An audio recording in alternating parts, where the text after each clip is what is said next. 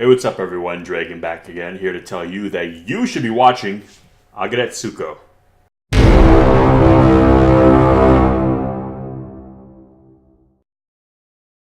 So Aggretsuko is a 2018 Netflix original anime. She is a character created by Sanrio, who, for those of you who don't know, this is the company that is behind Hello Kitty and, the very kind of cutesy anime characters of the sort. And basically, Aggretsuko, it basically follows a world, essentially, where functions like our world, where except it's all anthropomorphic, cutesy animals, again, via Hello Kitty style.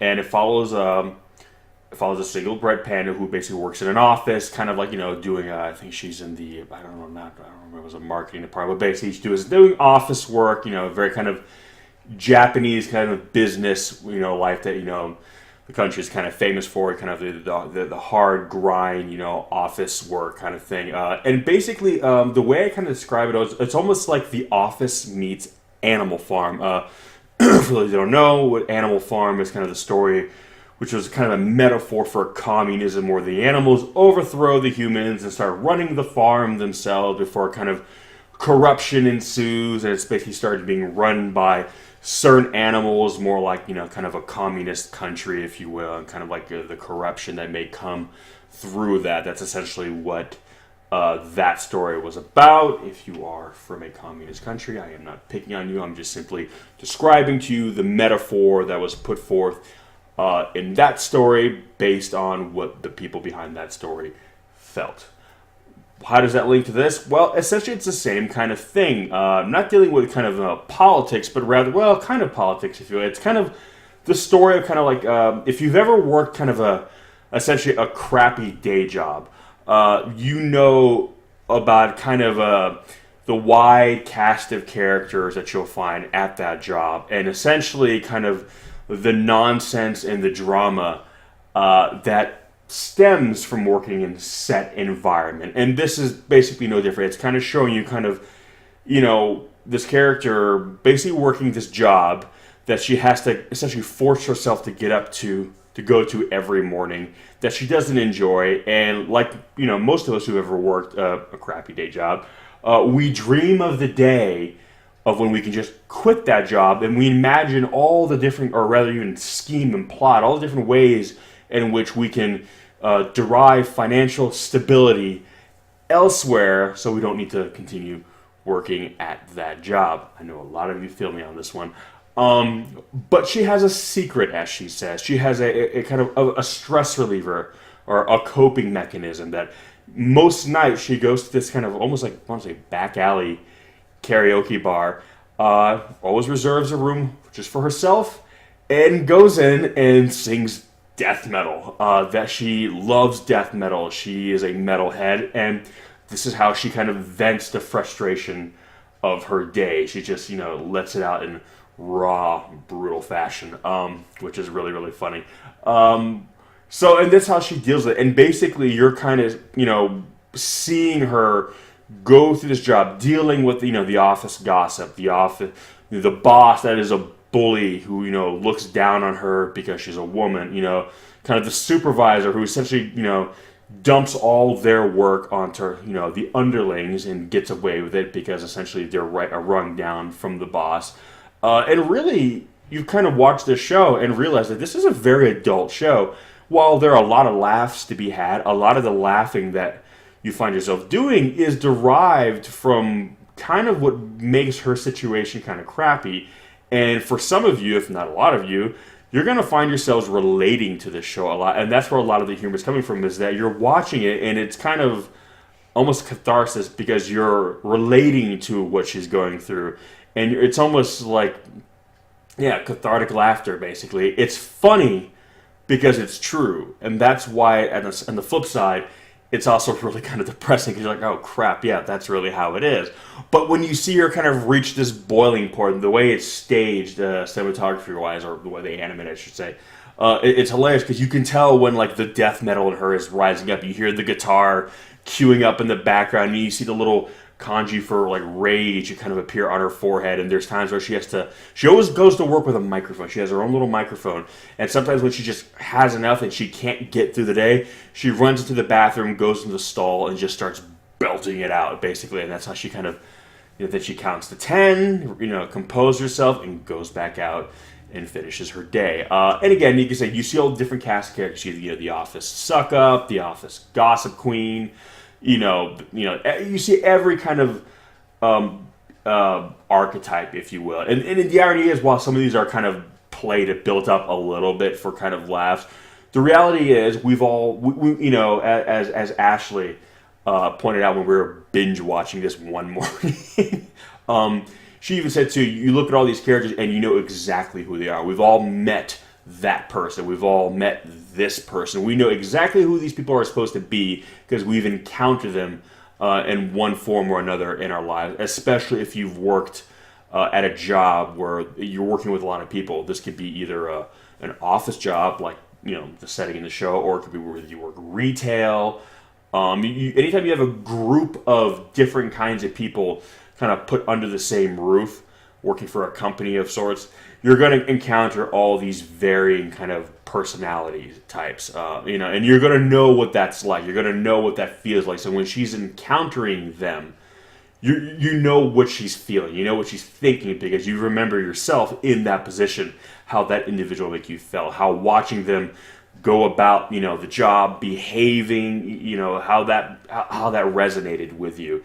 And how, like her, there was things you wish you could have said, things you just wish you could do, but you have to bite your tongue. And there were moments where you might have slipped up a little bit, where you might have let a little something kind of get out that maybe you shouldn't have. And when you see her do it, there's a sense of like, yes, but then immediately you're like, ooh, shit, because uh-oh, it feels good in the moment, but then right after, like, fuck, that was probably a bad idea, huh?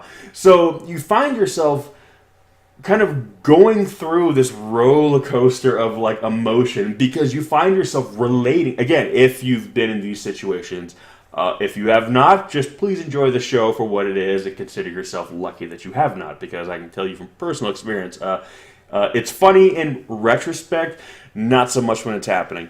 But if you have gone through this, you're like, oh my God, and you forget for the moment that you're watching this very, very simplified form of animation with these very cutesy, cartoony, anthropomorphic animal characters, and you stop seeing them as that. You start seeing them as who they're supposed to be. You might even start kind of putting the faces of people you've encountered like that, who fit those roles, onto them. And I know I did when I was watching it. I was when I saw the little deer who was the suck up, couple faces came to mind. When I saw the gossip queen, someone very specific came to mind. When I saw the supervisor who was just dumping their work onto you right away, I kind of felt my blood boiling because I've been there. So it was amazing how a show that I sat down to watch just because it had a death metal component to it. And I thought it was kind of funny. Oh, she's a cute little red pan who does death metal. That's adorable. Let's watch this. And I find myself so engrossed in the story because it's hitting home. Surprisingly so. And that's really kind of the beauty and the charm of this show, is that the cutesiness of it is really the bait on the hook.